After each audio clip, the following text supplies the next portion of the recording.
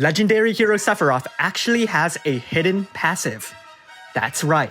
If you happen to come across a wayward Aerith, and you've got Sephiroth here, Sephiroth's hidden 999% killer buff will activate, and Aerith will automatically flop over.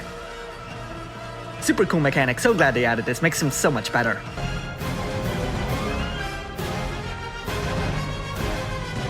Legendary hero Sephiroth's Trustmaster reward is a materia that boosts equipment attack by 60% with a single katana, and buffs limit burst damage by 50%.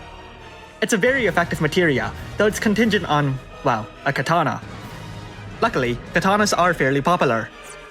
His Super Trustmaster reward is his clothes, with a high amount of attack, 100% stop resistance, and gives Sephiroth 500 attack if he's wearing it. Onto his active abilities. Fallen Angel can be used once per battle. It buffs Sephiroth's dark damage by a whopping 50%, his attack by 300%, his limit burst damage by 250%, and fills his limit burst gauge. Purging Blade deals dark damage that changes Stardust Ray, lowers the enemy's dark resistance by 120%, and boosts Sephiroth's dark damage by 20%. Passives. With his Trustmaster reward or Super Trustmaster reward equipped, he gains a HP regen, a Guts buff, and a 30% boost to physical evasion. He deals increased damage to Reapers and humans, especially Aerith. Look at that stat! Has a strong boost to his limit burst damage, and a small boost to his limit burst gauge fill rate. He prefers to hold a single weapon, and while he doesn't have to hold a katana, it's hard to imagine him holding anything else. His normal attack is called "Do You Dream of Me?" and it's funny to imagine him saying that out loud when he stabs someone. With EX plus 2, he'll automatically fill his limit burst gauge at the start of the battle, and gains 500 flat attack, strengthening him even further. Let's look at his limit burst. It inflicts a 25% katana imperil, a 80% defense break, a 125% dark imperil, boosts his limit burst damage by 150%, and then launches a powerful single hit dark attack. Or more aptly, he blows up a building. Time to change forms. Legendary hero Sephiroth has a true brave shift, which has no limitations whatsoever. Onto his active abilities.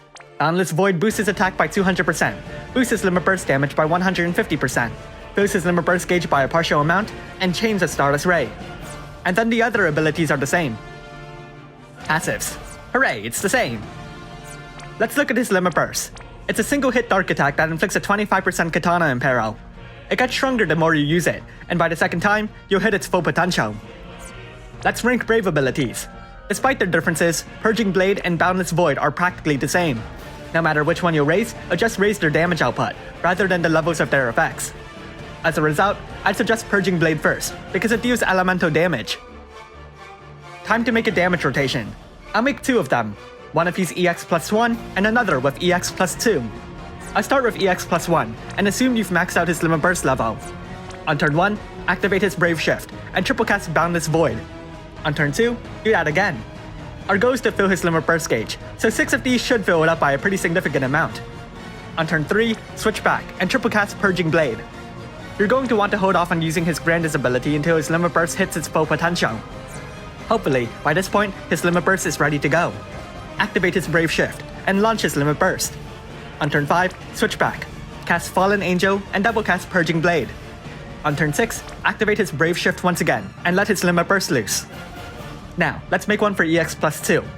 With EX plus 2, he automatically gets his limit burst gauge filled if it's been maxed.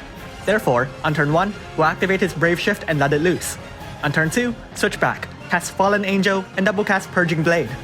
On turn 3, activate his Brave Shift, and use his limit burst once again. From here, triple cast Boundless Void. If you're lucky, you might be able to fill his limit burst gauge once again before the grandest ability buff wears off. Otherwise, simply use Boundless Void to fill his limit burst gauge, and cast Purging Blade to retain his dark buffs. Then, once his limit burst is ready, go into his Brave Shift and activate it. And now, EX2! Are we really keeping this name? As a reminder, in this segment we cover whether or not a unit will need further EX awakenings. So, is Legendary hero Sephiroth's EX plus 2 really worth it? It definitely makes a significant difference. A bonus 500 attack and an instant limit burst not only makes him stronger, but makes him faster as well. Popping off his Brave Shift's limit burst instantaneously lets you reach its full potential in shocking speeds. But what about EX plus 3? Who came up with this idea? Let's look at the Vision card. It boasts the highest amount of attack for a Vision card, which should be expected for its steep price. Furthermore, its first ability grants a 50% boost to your unit's limit burst damage. The lack of restrictions, combined with the card's high attack stat, make it a great card for many physical damage dealers. Its other effects are also substantial, though admittedly niche. The 100% Reaper Killer goes without saying, but the final effect, a flat 500 attack, is restricted to units from Final Fantasy VII. It's practically the same as Avalanche's Tifa's, and the only difference is the killer, which, again, is incredibly niche. Still, the Limber Burst damage buff, combined with its great offensive stats, make for an excellent vision card, especially for Sephiroth, so it's an excellent item to propel his viability even further. That is, if you can even afford to get it. But in the end, how good is legendary hero Sephiroth?